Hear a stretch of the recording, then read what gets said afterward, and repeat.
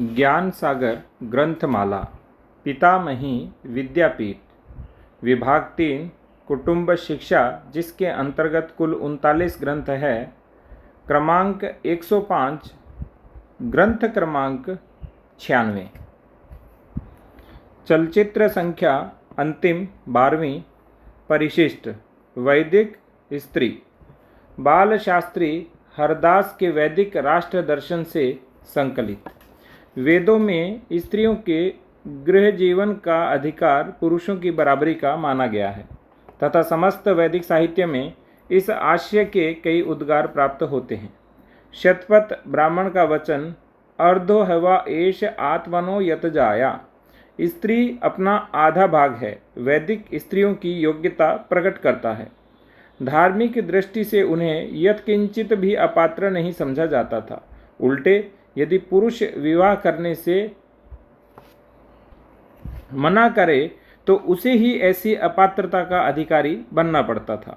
शतपथ ब्राह्मण के वचन अयज्ञ वा एष य अपत्नीकः, जो विवाह नहीं करता वह अयज्ञ अर्थात यज्ञ कर्म के लिए अपात्र है, में इस प्रकार की अपात्रता का स्पष्ट उल्लेख मिलता है तथा उसमें आए हुए पत्नी शब्द से यह स्पष्ट हो जाता है कि यज्ञ कर्म में स्त्रियों का स्थान पुरुषों के समकक्ष था।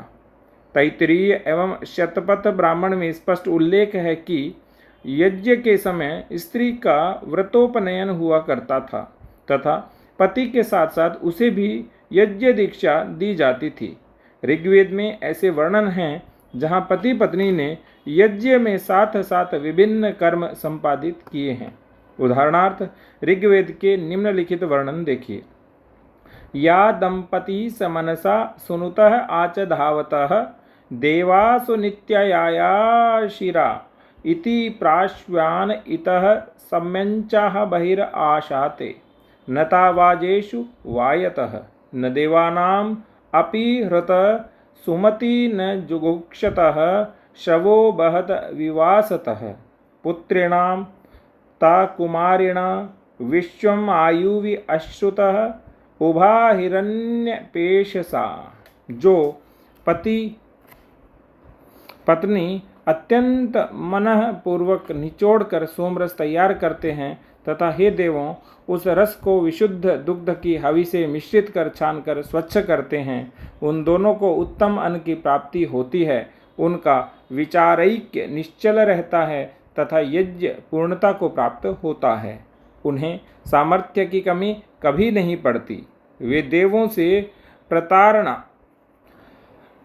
प्रताड़ना अर्थात धूर्तता वंचना या ठगी नहीं करते और न ही अपना प्रेम भाव छिपा कर रखते हैं। इस कारण वे बहुत ख्याति प्राप्त करते हैं।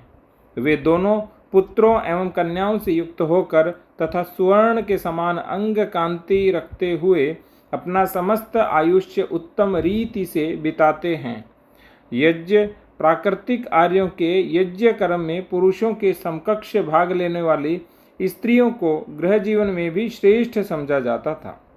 यह अलग से बताने की आवश्यकता नहीं है। स्त्रियों के संबंध में ऋग्वेद ने तो कहा है जायदस्तम अर्थात पत्नी ही ग्रह है, और उसका विशदीकरण करते हुए मनु ने कहा न ग्रहम ग्रह मित्याहुः गृहिणी ग्रह मुच्यते, अर्थात केवल घर ही नहीं वास्तविक घर तो पत्नी है। बृहदारण्योपनिषद में इस संबंध में एक अतिशय उत्कृष्ट वर्णन प्राप्त होता है जिसमें आर्यों की स्त्री विषयक श्रेष्ठ धारणा व्यक्त होती है। अर्धांगिनी। आगे चलकर इसी का अनुवाद पुराणादि साहित्य में हुआ है। वैदिक संस्कृति का सिद्धांत है स्त्री जीवन एवं पुरुष जीवन के संयोग से ही जीवन में वास्तविक पूर्णता आती है। इस सिद्धांत का जो भी बारीकी से निरीक्षण करेगा उसे आजकल के जड़वाद से निकले उससे विकृत दृष्टिकोण के प्रति तिरस्कार उत्पन्न हुए बिना नहीं रहेगा, जिसमें स्त्री को केवल एक भोग्य वस्तु माना गया है तथा जिसके कारण ही मासिकों के मुखपृष्ठों से लेकर कथा उपन्यासों व चित्रपट विज्ञापनों तक सर्वत्र ही स्त्री शरीर का निर्लज्ज प्रदर्शन किया जाता है और ऊपर से स्त्री स्वातंत्र्य और औदार्य की कल्पनाओं का ढोंग रचा जाता है। बृहदारण्यक कोपनिषद में कहा गया है, सबई नेवरेमे तस्मात् एकाकी न रमते सद्वितीयमैच्छत् सहितावानास यथा स्त्री पुमांसो संपरिष्वक्तौ स इममेवात्मानं द्वैधः पातयत। ततः पतिश्च पत्नी चाभवतां तस्मादिदम् अर्धवगलमिव स्व इति हस्माः याज्ञवल्क्यः तस्मादयमकाशः स्त्रिया पूर्यते एव ताम समभवत ततो मनुष्या अजायन्त। परमेश्वर अपने में रममाण नहीं हो सकता, उसे दो होने की अथवा अनेक होकर रहने की इच्छा उत्पन्न हुई। उसी प्रकार मनुष्य भी अकेले में रममाण नहीं हो सकता, उसे अब दो होने की इच्छा हुई, तब उसने अपने स्वतः के दो भाग किए। ये दो भाग ही पति और पत्नी हैं। स्त्री पुरुषों के मिलन से ही पूर्ण जीवन उत्पन्न होता है। पुरुष के जीवन का अपूर्ण भाग स्त्री के द्वारा ही पूर्ण होता है। पुरुष जीवन की रिक्तता को स्त्री ही पूरित करती है। स्त्री से ही मनुष्य की उत्पत्ति होती है। बृहदारण्यक के इस सिद्धांत का वाजसनेय ब्राह्मण में निम्नानुसार विस्तार हुआ है।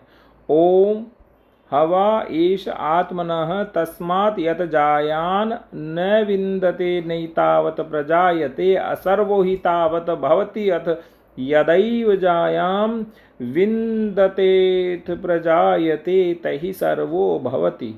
स्त्री पुरुष का आधा भाग है। जब तक जाया प्राप्त नहीं होती तब तक जीवन अपूर्ण रहता है। जब जाया की प्राप्ति हो जाती है तब स्वतः पति ही उसके सहारे उत्पन्न होता है और उस कारण उसे जीवन की पूर्णता का लाभ होता है। संस्कृत में जाया शब्द की व्युत्पत्ति इसी अर्थ से हुई है। वैदिक साहित्य में दिए हुए इस सृष्टि क्रम का अनुवाद करते हुए भागवत पुराण में कहा गया है कि ब्रह्मदेव अथवा आद्य प्रजापति के समाधि में निमग्न रहते समय उनके शरीर के दो समान विभाग हो गए। उनमें से पुरुष रूप विभाग मनु था तथा स्त्री रूप विभाग शतरूपा। ये ही मानवों के आदि पूर्वज थे तथा आगे चलकर इन्हीं से समस्त प्रजा की उत्पत्ति हुई। कस्य रूपम बुध द्वेधा यत कायम विचक्षति ताभ्याम रूप विभागाभ्याम मिथुनम संपद्यत यस्तु तत्र पुमान सोभूत मनुः स्वायं भुव स्वराट स्त्रियासित शतरूपाख्या महिषस्य महात्मनः तदा मिथुन धर्मेण प्रजा होगांग बभूविरे। श्रीमद्भागवत। एक मराठी कवि ने इस घटना का इस प्रकार मनोरम वर्णन किया है।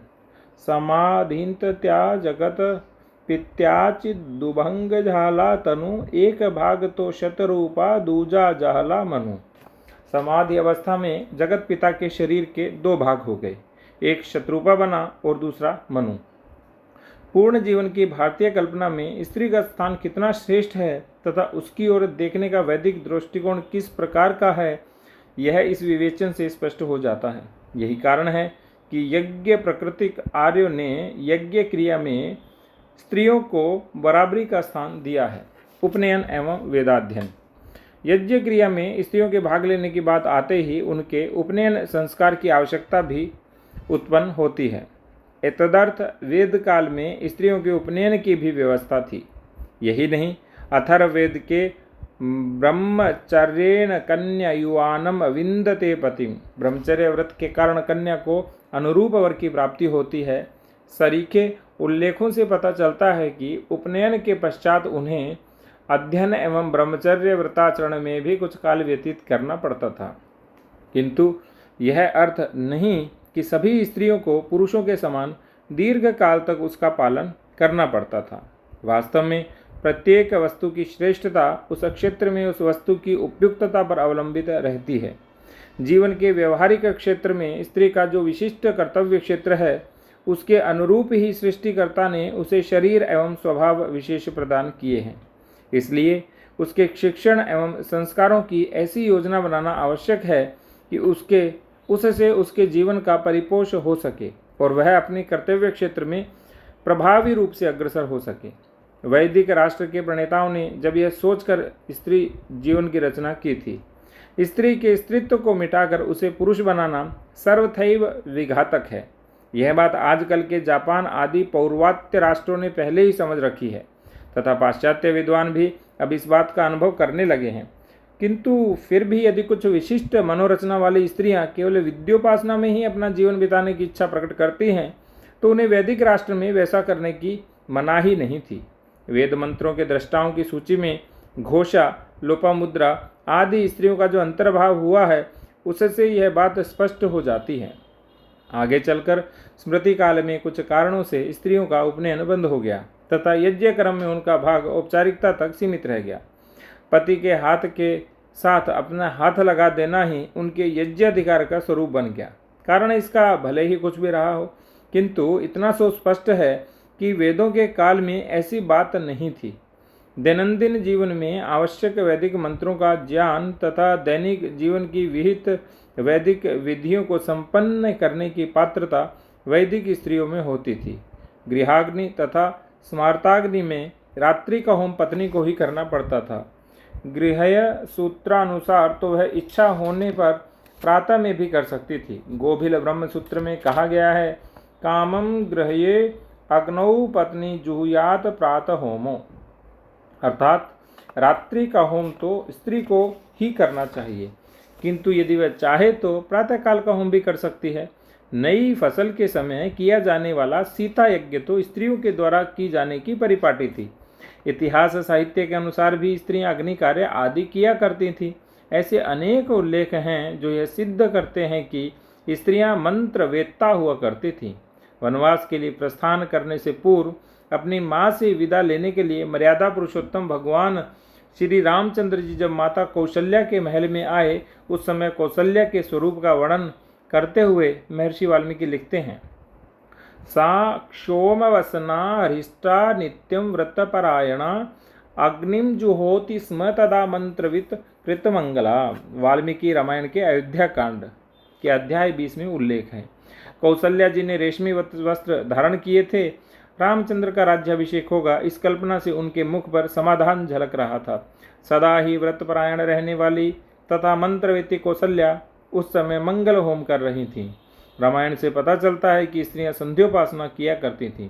बहुत खोज करने पर भी जब हनुमान जी को जानकी जी के दर्शन नहीं हुए तब वे नदी के किनारे आए तथा सायंकाल तक वहां बैठकर रास्ता देखने का उन्होंने निश्चय किया। उनका विश्वास था कि सायंकाल को संध्या वंदन के निमित्त जानकी जी अवश्य ही नदी के किनारे आएंगे। हनुमान जी कहते हैं, संध्या काल मनाह श्यामा ध्रुवमेशति जानकी नदी चेमाम शुभ जलाम संध्यार्थ वर्णिनी। सुंदरकांड वाल्मीकि रामायण। वर्णिनी लावण्य जानकी जी संध्या काल के होते ही संध्योपासना के लिए अवश्य ही नदी किनारे आएंगी। इससे यह स्पष्ट है कि स्त्रियों का उपनयन अवश्य होता होगा। हारीत ने तो स्त्रियों को 2 वर्गों सद्योद्वाहा व ब्रह्मवादिनी में बांट दिया है। उनका कथन है कि कुछ स्त्रियां उपनयन के पश्चात थोड़े समय में विवाह कर लेती थीं तथा कुछ वेदाध्ययन में ही अपना समय व्यतीत करती थीं। विवाह करने वाली सद्योद्वाहा तथा अध्ययन में समय लगाने वाली ब्रह्मवादिनी कहलाती थी। ब्रह्मवादिनियों के कर्तव्यों का उल्लेख करते हुए हारीत कहते हैं, तत्र ब्रह्मवादिनीनाम अग्निधनम वेदाध्ययनम स्वगृहे च भैक्षचर्या, अर्थात ब्रह्मचर्य के तीनों ही नियम अग्नि में हवन करना, वेदों का अध्ययन करना और भैक्षचर्या स्त्रियों के लिए लागू होते थे। अंतर केवल इतना ही था, उन्हें कहीं बाहर से भिक्षा न मांगकर अपने ही घर के कुटुंबियों से मांगना पड़ता था। इस प्रकार विवाह न करते हुए चिरकाल तक ब्रह्मचर्य व्रत का पालन करने वाली स्त्रियों को तत्कालीन समाज में आज के अथवा मध्यकाल के समान बुरी दृष्टि से नहीं देखा जाता था, बल्कि वेद साहित्य से तो यह पता चलता है कि उस काल में माता पिता परमेश्वर से इस बात की प्रार्थना किया करते थे कि उनकी लड़की पंडिता व ब्रह्मवादिनी बने, और इसके लिए वे तिल चावल को एकत्र उबालकर उनका होम किया करते थे। बृहदारण्यकोपनिषद में इस विधि का निम्नानुसार उल्लेख किया गया है, अथ य इच्छेद दुहिता में पंडिता जाये तसर्वमायूरियादिति तिलोदनम पाचयित्वा सर्पीष्मतम अश्नीयाताम ईश्वरौ जनयित्वई। वेद व उसके पश्चात के काल में इस प्रकार की महान वेद विद्या स्नात ब्रह्मवादिनियों के अनेक उदाहरण प्राप्त होते हैं, जिन्हें समाज में मान्यता प्राप्त थी। राजा जनक के पास योग विद्या में निष्णात एक ब्रह्मवादिनी के आने की बात तो प्रसिद्ध ही है। श्री याज्ञवल्क्य की पत्नी मैत्रेयी विवाहिता होने पर भी कितनी श्रेष्ठ आध्यात्मिक योग्यता से युक्त ब्रह्मवादिनी थी, यह बात उसके व याज्ञवल्क्य के बीच बृहदारण्यक उपनिषद के संवाद से स्पष्ट है। राजा जनक की सभा में जो अनेक ब्रह्मवादी लोग थे, उसमें वाक्पटु विदुषी गार्गी को महत्वपूर्ण स्थान प्राप्त था, और उसी से याज्ञवल्क्य ब्रह्मवेता है या नहीं, इसकी कड़ी परीक्षा ली थी। यह बात भी बृहदारण्यकोपनिषद के तत्संबंधी संवाद से प्रकट होती है। पतंजलि के महाभाष्य में दो शब्द उपाध्यायिनी और उपाध्याया आए हैं। उसमें कहा गया है कि उपाध्यायिनी शब्द शिक्षा देने वाले आचार्य की पत्नी के लिए प्रयुक्त किया गया जाए तथा उपाध्याया शब्द स्वयं अध्यापन करने वाली स्त्री के लिए उपयोग में लाया जाए। इससे स्पष्ट है कि वैदिक राष्ट्र की स्त्रियां मध्ययुगीन स्त्रियों के समान शिक्षण से वंचित नहीं रहती थी, अपितु वे इतनी पारंगत होती थीं कि अध्ययन का कार्य भी संपन्न कर सकती थी। भवभूति के उत्तर रामचरितम में अध्ययन के लिए स्थानांतर करने वाली एक विद्यार्थिनी का उल्लेख प्रसिद्ध ही है।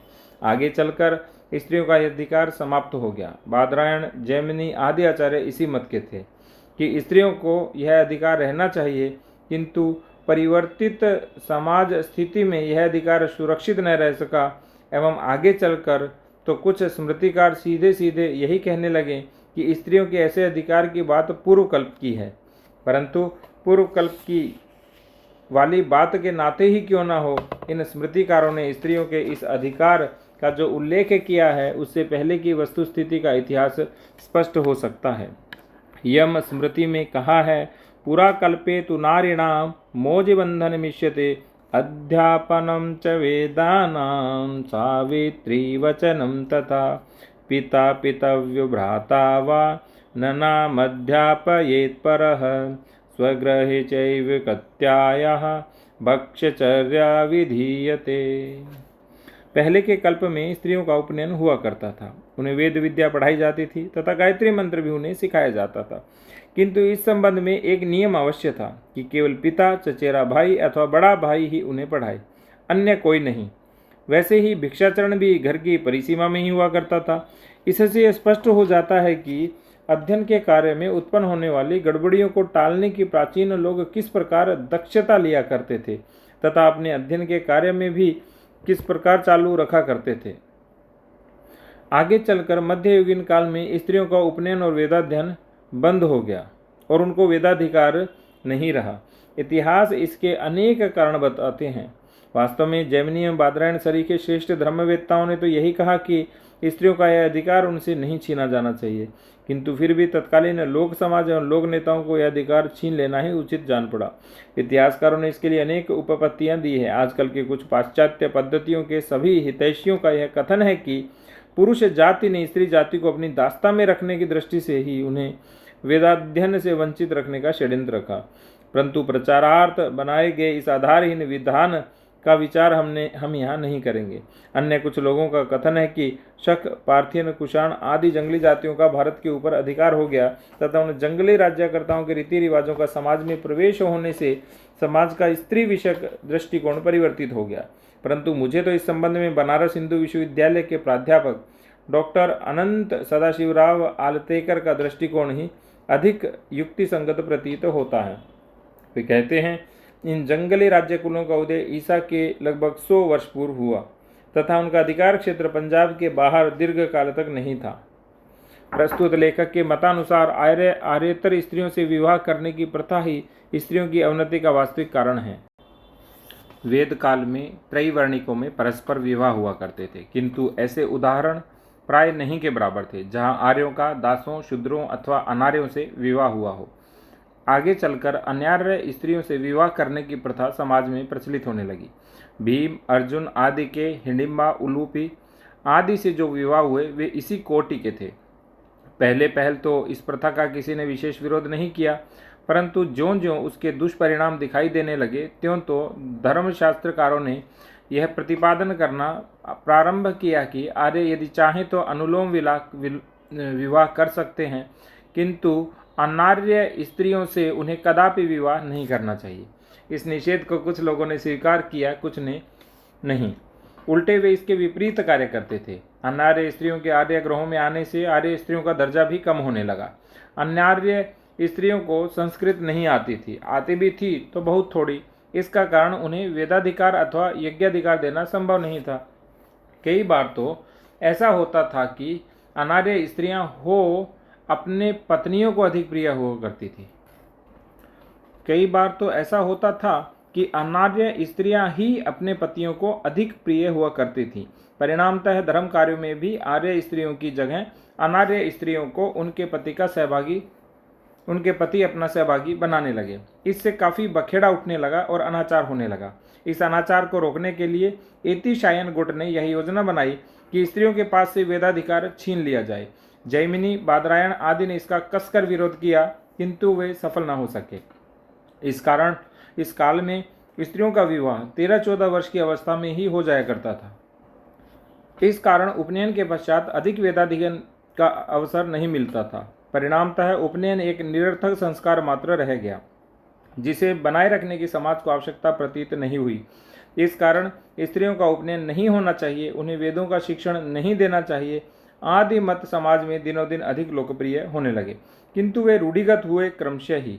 मनु का कथन है कि स्त्रियों का उपनयन होना चाहिए, किंतु उनसे वेद मंत्र नहीं कहलाना चाहिए। उपनयन को तो वे एक शारीरिक संस्कार मानते थे। संभवतः इसी कारण वेदाधिकार न होने पर भी स्त्रियों के उपनयन के लिए मनु को कोई आपत्ति नहीं थी, किंतु वेदाध्ययन के बिना स्त्रियों के उपनयन का कोई अर्थ नहीं था। इस कारण 3री-4थी शताब्दी के समाज धुरीणों को उसे बंद कर देना ही उचित प्रतीत हुआ। यही कारण है कि याज्ञवल्क्य स्मृति में यह मत प्रकट किया गया है कि स्त्रियों का वेद मंत्रहीन उपनयन भी नहीं होना चाहिए। यम सरीखे इस कालखंड के कुछ स्मृतिकारों को यह अवश्य ज्ञात था कि पहले स्त्रियों का उपनयन हुआ करता था, किंतु वह उनके काल में उपयुक्त एवं सुभिते का नहीं था। ऐसा मत उन्होंने अपने मतों में लिखा है। 8वीं शताब्दी के मनुस्मृति के टीकाकार मेधातिथि ने तो यह सिद्ध करने का अत्यधिक प्रयत्न किया कि स्वयं मनु भी स्त्रियों का उपनयन मान्य नहीं करते थे। आगे के काल में भले ही कुछ भी हुआ हो, किंतु इतना तो सत्य ही है कि वेद काल में स्त्रियों का उपनयन हुआ करता था तथा विद्या मंदिरों में उनका सब प्रकार का प्रवेश था। उत्कृष्ट गृहिणी और वात्सल्यमयी माँ, जैसा कि ऊपर कहा गया है कि कुछ स्त्रियां तपस्या एवं विद्याध्ययन में ही अपना सारा जीवन व्यतीत कर देती थीं, किंतु अधिकांश स्त्रियां ऐसी होती थीं जो गृह जीवन में प्रवेश कर गृहिणी पद पर अधिष्ठित हुआ करती थीं। स्त्री भारतीय गृह जीवन का आधार है और इस दृष्टि से ऋग्वेद में भी उसका महत्व का वर्णन किया गया है। यह तो हम पहले ही देख आए हैं कि कॉमरेड डांगे का यह सिद्ध करने का प्रयत्न किया कि वैदिक राष्ट्र में विवाह संस्था नहीं थी किस प्रकार त्रुटिपूर्ण और भ्रामक है। उसी अवसर पर थोड़े में हमने यह भी देखा कि किस प्रकार वेदों में परिपूर्ण कुटुंब संस्था एवं परिणत विवाह संस्था का स्वरूप दृष्टिगोचर होता है। ऋग्वेद काल को ही यदि सर्वाधिक प्राचीन काल माना जाए तो ऋग्वेद में प्राप्त होने वाले विवाह विषयक उल्लेखों के द्वारा हम यह सिद्ध कर सकते हैं कि वैदिक राष्ट्र में विवाह संस्था पूर्ण परिणत रूप में विद्यमान थी तथा ऋग्वेद काल में भी उसका स्वरूप वैसा ही था जैसा इतिहास के भारतीय संस्कृति के स्वर्ण युग में प्राप्त होता है। वैदिक काल में पति पत्नी संबंध एक संस्कार माना गया था। उस काल में भी हिंदू मन इतना हीन नहीं था कि विवाह को केवल एक समझौता और इहलौकिक जीवन तक सीमित एक सुविधा मात्र माने। दो जीवों के अनंत जन्म के संस्कारित सहजीवन की विचार प्रणाली वैदिक विवाह के मूल में विद्यमान थी तथा पाणी ग्रहण संस्कार के द्वारा जो दो जीव एकत्र आते थे वे ही पति पत्नी माने जाते थे। स्त्री जीवन का ध्येय सख्य नहीं था, अपितु मातृत्व के काम गंधहीन आविष्कार के द्वारा समस्त संसार को वात्सल्य में रस से परिप्लावित करना ही स्त्री जीवन का उदात्त उद्देश्य था। सुमंगल जीवन का निर्माण और गार्हपत्य की आराधना ही विवाह के हेतु थे। पाणिग्रहण संस्कार एक प्रकार की संस्कार दीक्षा थी। पत्नी का पाणिग्रहण करते समय पति के मुख से ऋग्वेद ने जो वाक्य कहलवाए उनके द्वारा वैदिकों की गृह जीवन, सौमंगल्य और दाम्पत्य जीवन की आकांक्षाएं उत्कृष्ट रीति से व्यक्त होती हैं। उदाहरणार्थ ऋग्वेद के कुछ मंत्रों को ले। गहणामि ते सौभगद्वाय हस्तं मया पत्या जरत अस्ति यथा असः भगः अर्यमा सविता पुरधि मह्यं त्वा अदुः गार्हपत्याय देवाः। ऋग्वेद के 10वें मंडल के 84वें सूक्त की 36वीं ऋचा। तेरे भाग्य के लिए तेरा हाथ मैं अपने हाथों में लेता हूँ। मैं तेरा पति हूँ, मेरे साथ ही तू वृद्ध हो। भाग्यपति, अर्यमा, सविता, पुरंधी आदि समस्त दिव्य विभूतियों ने तुझे मेरे हाथों में इसलिए सौंपा है कि मैं गृहस्थ धर्म का पालन कर सकूं। इह प्रियं प्रजया तेसं रिद्धयताम् अस्मिन् ग्रहे गाह्यपत्याय जाग्रही एनापत्या तन्वं संसजस्व अपजीवी विदतम् आवदाथतः। नीललोहितं भवति कृत्या आसक्तिः विअज्यते एषन्ते अस्याः ज्ञातयः पतिः बन्धेषु बध्यते।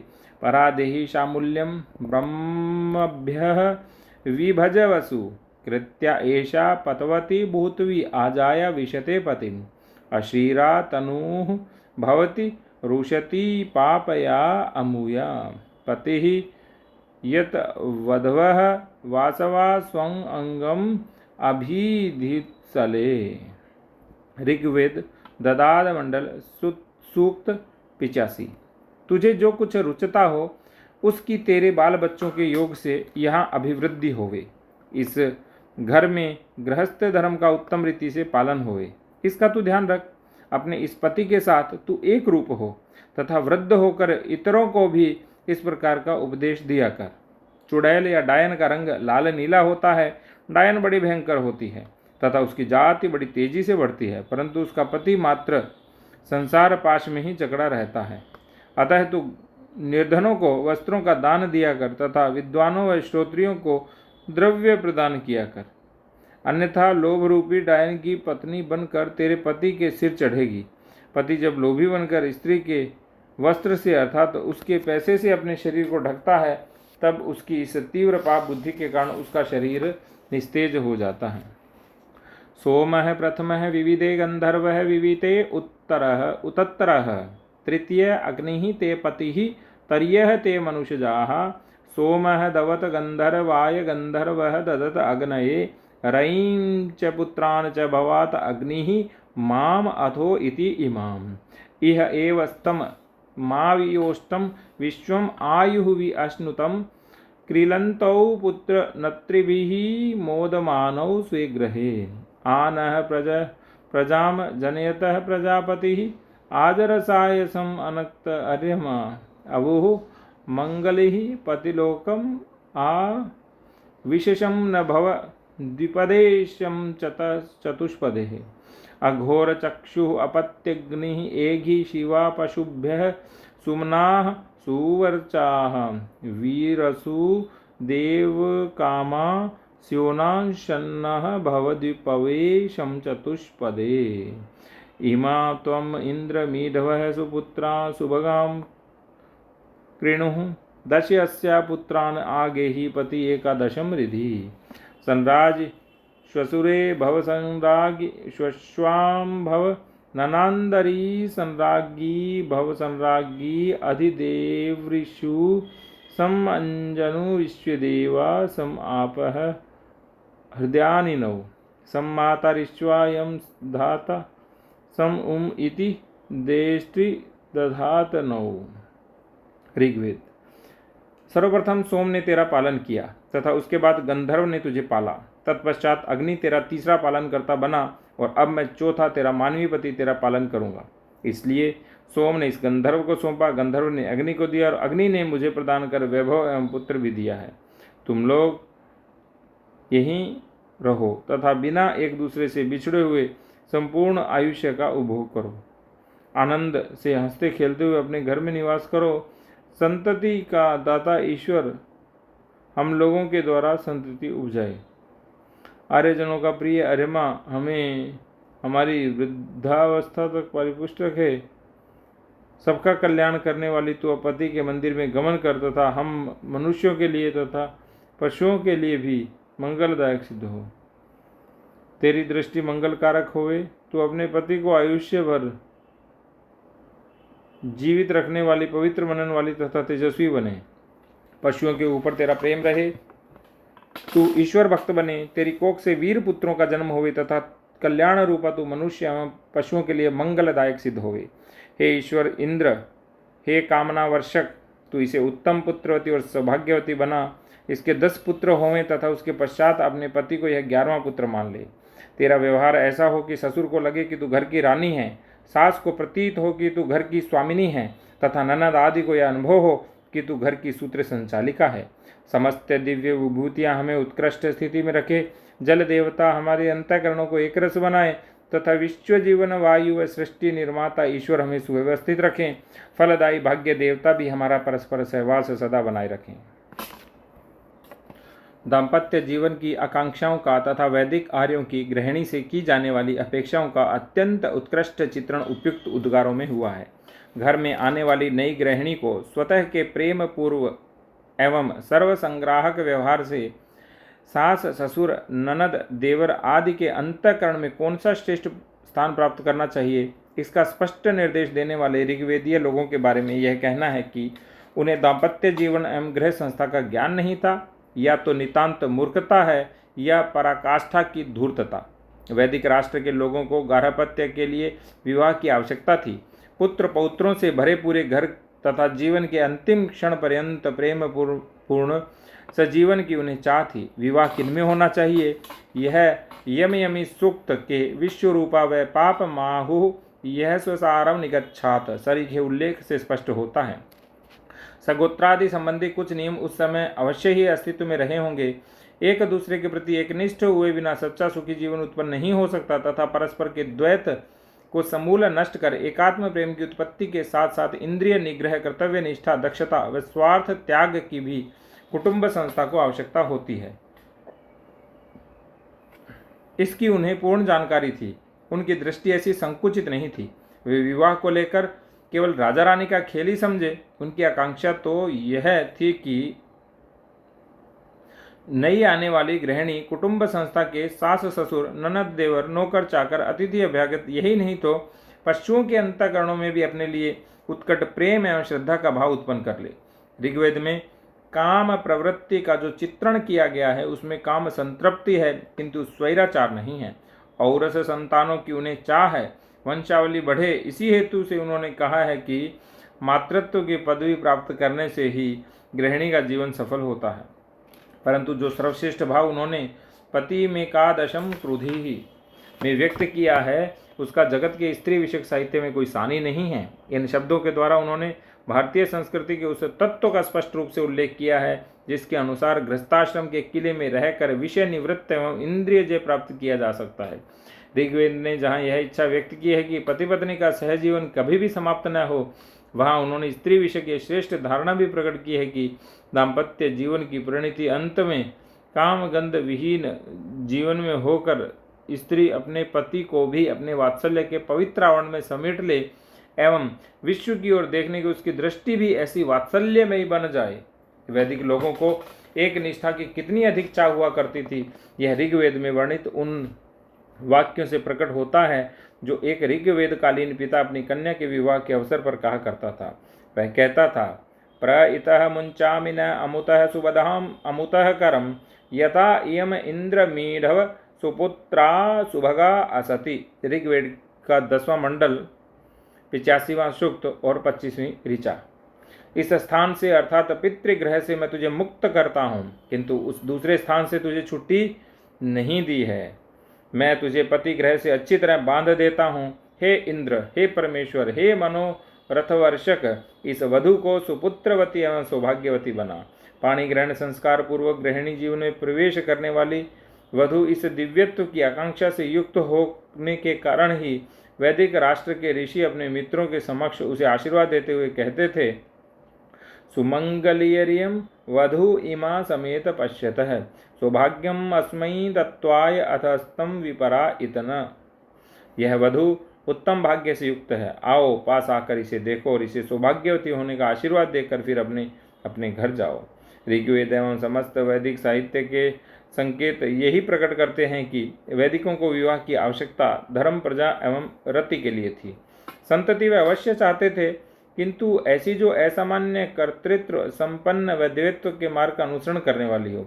देवानाम एति पाथः अपनी संतति की ओर देखते हुए कहते थे, प्रजाभिरग्ने अमृतत्व मश्याम, प्रजा के द्वारा हम अमर हो सकें ऐसा वरदान दो। अथर्ववेद में वैदिक गृहिणी ने इस अपनी आकांक्षा इन शब्दों में व्यक्त की है। मम पुत्रः शत्रुहणोथ मे दुहिता विराट, उताहमस्मि संजया पत्यो मे श्लोक उत्तमः। मेरे पुत्र शत्रु का निपात करने वाले तथा तेजस्वी हों, मेरी पुत्री अत्यंत तेजस्वी बने, मैं विजयशालिनी हूँ तथा मेरे पति की कीर्ति सर्वत्र प्रसरित हो। किंतु ऐसी आकांक्षाओं से युक्त होने पर भी वह पुरुषों जैसी दिखाई देती होगी ऐसा नहीं लगता, क्योंकि ऐत्रेय ब्राह्मण ने के स्नुषा श्वशुरा तज्जमाना निलियमाना एति, ससुर के सामने बहू अपने अंगों को ढक कर लजाते हुए शालीनता से जाती है। सरीखे उद्गारों से स्पष्ट होता है कि वैदिक स्त्री की स्त्री स्वभाव की सुलभ शालीनता उसकी प्रत्येक बात में झलका करती थी। स्त्री को देखते ही सबको मातृत्व की अनुभूति होनी चाहिए, यह वैदिक राष्ट्र की स्त्री संबंधी श्रेष्ठ धारणा थी। स्त्री जीवन के मंगलमय स्वरूप का वर्णन करते हुए अथर्ववेद में कहा है, शिवा भव पुरुषेभ्यो गोभ्यो अश्वभ्यः शिवाः, शिवास्मयी सर्वस्मयी क्षेत्राय शिवान इहै धिः। पुरुष गाय, अश्व, जमीन व यच्च यावत सभी के लिए मंगलमय बनकर तू हमें मंगल्य की प्राप्ति करा दे। इस प्रकार के स्त्री जीवन के द्वारा यदि समस्त संसार अवघाच सुखाचा अर्थात संपूर्ण रूप से सुखमय हो जाए तो आश्चर्य ही क्या। उत्कृष्ट कुटुंब का चित्रण करते हुए अथर्ववेद कहता है, सहृदम सामनस्यम अविद्वश्यम कणोमि वह अन्य अन्यम अभिहार्यत वत्सम जात निवाग्नया, अनुव्रतः पितुः पुत्रो मात्राः भवतु सम्मनाः, जायापत्ये मधुमती वाचं वदतु शान्तिवाम्। ओम माँ भ्रातां भरात्रं द्विक्षणं माँ स्वसारमुत स्वसा सम्यन सपता भूत्वा वाचं वदत भद्र्या। मैं तुम लोगों को अविद्वेषी, समान चित्त, वृत्ति युक्त एवं प्रीति संपन्न बनाता हूँ। गाय का बछड़े से जैसा प्रेम होता है वैसा ही प्रेम तुम लोगों का एक दूसरे से हो। पुत्र पिता के अनुकूल व माता से समान मनस्क होवें, भार्यापति से मधुर एवं सुखदायी वाणी बोले, भाई से भाई द्वेष न करें, वह बहन ही बहन से रार मोल न ले, वे सब आपस में परस्पर सम्मत एवं संवत होकर मधुर संभाषण करें। वीर बुद्धिशी भक्तिमती वैदिक राष्ट्र की स्त्रियां उत्कृष्ट गृहिणी होने के साथ साथ श्रद्धालु एवं भक्तिमती भी थीं। वे ब्रह्मवादिनी हुआ करती थी, यह तो हमने देखा ही, किंतु ऋग्वेद में मुदगलानी और विष्पला का जो वर्णन है उससे पता चलता है कि वे शस्त्र विद्या में निष्णात, शूर एवं धैर्यशालिनी भी हुआ करती थी तथा विशेष प्रसंगों पर रणांगण में तहलका भी मचा दिया करती थी। ऋग्वेद में मुदगलानी व विषप्ला का पराक्रम दर्शाने के जो सूक्त हैं वे इस दृष्टि से मननीय हैं। मुदगलानी भाष्व के पुत्र मुदगल की पत्नी थी। उसका पति मुदगल सुसंपन्न था तथा उसके पास कई दुधारू गायों के झुंड व अनेक बैल थे। एक बार मौका ताक कर चोरों ने उसका गोधन लूट लिया। तब मुदगल ने उनका पीछा करना चाहा, किंतु गाय, घोड़े, बैल आदि सारे जानवर चोरों द्वारा चुरा लिए जाने के कारण रथ में किसे जोता जाए यह समस्या उत्पन्न हो गई। सार में एक बूढ़ा बैल मात्र शेष था, उसी को रथ में जोत कर वह चोरों का पीछा करने के लिए निकला। उस समय उसकी पत्नी मुदगलानी उसका सारथ्य कर रही थी। उसने उसी बैल को इतनी कुशलता से भगाया कि उसके धैर्य का सारथ्य कौशल से ऋग्वेद सूक्त के दृष्टा भी चकित हो गए। मुदगलानी के भरोसे ही मुदगल ने चोरों को परास्त किया और अपना गोधन वापस लिया। उसका वर्णन करते हुए ऋग्वेद में कहा गया है, उत्स्मवातः वहति वासः अस्या अधिरथं यत अजयत सहस्त्रम रथि अभूत मुद्गलानि गोइष्टौ भरे कृतं वि अचेत इंद्रसेना उत प्राधि उत आहन अस्य विद्वान उप आयुनक वंशगं अत्र शिक्षण इंद्र उत आवत पति अधन्यानाम अरहंत पद्याभिः कुकुतमान परिवृत्तानां दत्ता इव पतिविद्यम आनट पिप्यना कच्चक्रेण इव सिंचन एषा चित्तरथ्या जयेम सुमंगलम सिन्वत अस्तु सातम। ऋग्वेद दशम मंडल सूक्त 102।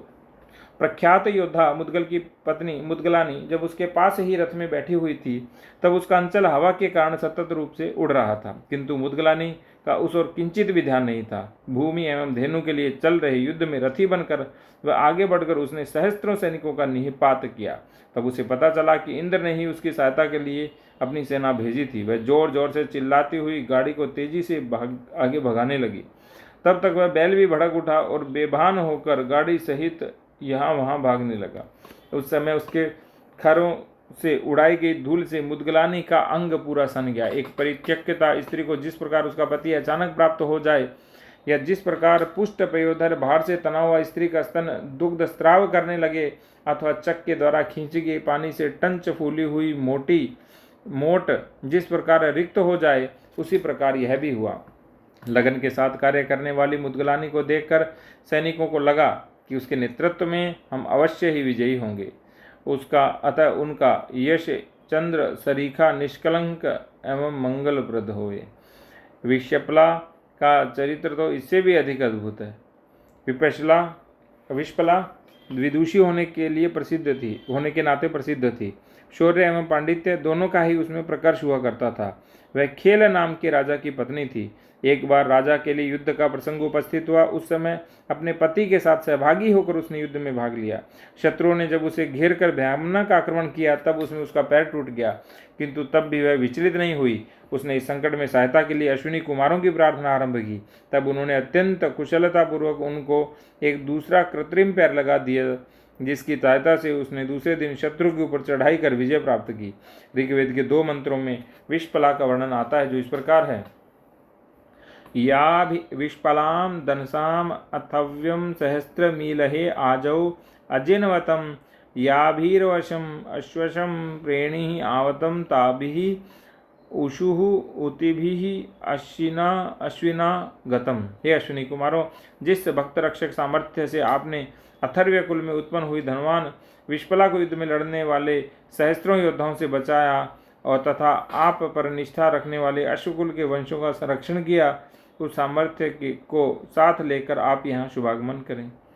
चरित्रम हि वैरिवाच्छेदि पर्ण आजा खेलस्य परित्यक्यायाम सद्यो जंघाम आयसी विश्पलायै धनहिते सर्तवे प्रति अधतम। जिस प्रकार किसी पक्षी का पंख टूट जाता है, उसी प्रकार खेल राजा के युद्ध में विश्पला का पैर टूट गया, किंतु आपने यह सोचकर भी युद्धारंभ होते ही वह स्मरांगण में जहाँ चाहे जा सके तुरंत ही उसने एक लोहे का पैर लगा लिया। शूर व ब्रह्मवादिनी स्त्रियों के अतिरिक्त भक्तिमती स्त्रियां भी वैदिक राष्ट्र में दिखाई देती हैं।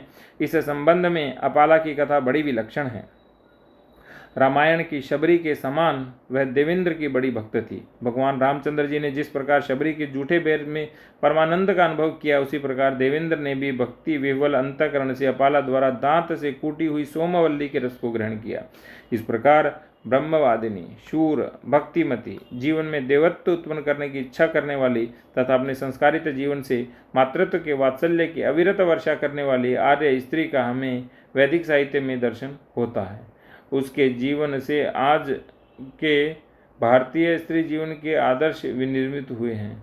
अब तक हमने वैदिक राष्ट्र के अंतरंग का जो विचार किया है, उससे कोई भी चाक्षाण व्यक्ति सहज समझ सकता है कि वैदिकों के नैतिक दृष्टिकोण एवं समाज जीवन के संकेतों की निमित्ति अंतर्जीवन के कुछ शाश्वत तत्वों के आधार पर ही, जिन्हें हम आध्यात्मिक कह सकते हैं, हुई होगी। किंतु आज यह एक विवादास्पद प्रश्न बन गया है कि क्या वास्तव में वैदिकों का आध्यात्मिक अंतरंग इतना विकसित हुआ था। श्री रानाडे सरीखे श्रेष्ठ तत्वज्ञ भी संबंध में किंचित संशयग्रस्त दिखाई देते हैं। आधुनिक तत्वज्ञों में लोकमान्य तिलक ही ऐसे हैं जो इस संबंध में पूर्ण रूप से निशंक हैं। यह बात गीता रहस्य के अध्यात्म प्रकरण में स्पष्ट हो जाती है। आइए आगे के खंड में वैदिक साहित्य मंदिर के इस अंतराल में प्रवेश कर हम भी वैदिक राष्ट्र के आध्यात्मिक अंतरंग का दर्शन करें। पितामही विद्यापीठ का ग्रंथ पूर्ण हुआ, परिशिष्ट भी पूर्ण हुआ। अंतिम पृष्ठ पर विभिन्न शास्त्रों के आधारभूत भारतीय सूत्र हैं। अध्यात्म शास्त्र, यह सृष्टि परमात्मा का विश्व रूप है। धर्मशास्त्र, जो भूत मात्र के आत्यंतिक हित और सुख की रक्षा करता है वही धर्म है। समाज शास्त्र, आत्मीयता के आधार पर सबके साथ संबंध स्थापित करने वाला, धर्म के आधार पर व्यवहार करने वाला, सत्य और धर्म की रक्षा हेतु सदा तत्पर मानव समुदाय ही समाज है। अर्थशास्त्र, मनुष्य की आर्थिक स्वतंत्रता की रक्षा करने वाला, श्रम की प्रतिष्ठा करने वाला, प्राण की ऊर्जा पर चलने वाले यंत्रों की सहायता से विपुल मात्रा में उत्पादन करने वाला, धर्म के अविरोधी व्यवहार सिखाने वाला शास्त्र अर्थशास्त्र है। मनोविज्ञान, मन, बुद्धि, अहंकार और चित्त अर्थात अंतःकरण की प्रवृत्तियों को आत्मनिष्ठ बनाना मनुष्य का विकास है। पर्यावरण, प्रकृति का रक्षण, दोहन करना, उसके प्रति कृतज्ञता और प्रेम का भाव रखना ही पर्यावरण रक्षा का श्रेष्ठ उपाय है। भौतिक विज्ञान, पंच महाभूत आत्म तत्व की ठोसतम अभिव्यक्ति हैं और वे भी त्रिगुणात्मक हैं। तंत्र ज्ञान, यंत्र मनुष्य के सहयोगी है, न कि स्वामी। वाणिज्य शास्त्र, भूत मात्र और मानव मात्र को जीवन निर्वाह के लिए आवश्यक पदार्थ सुलभ हों, यह वाणिज्य करने वाले का धर्म है। शासन और प्रशासन शास्त्र, प्रजा की तथा सीमाओं की रक्षा करना, न्याय तथा सुव्यवस्था का प्रबंध करना, संस्कृति की रक्षा करना शासक का परम धर्म होता है। जय हिंद, जय भारत, राम राम, राधे राधे, हरे कृष्ण।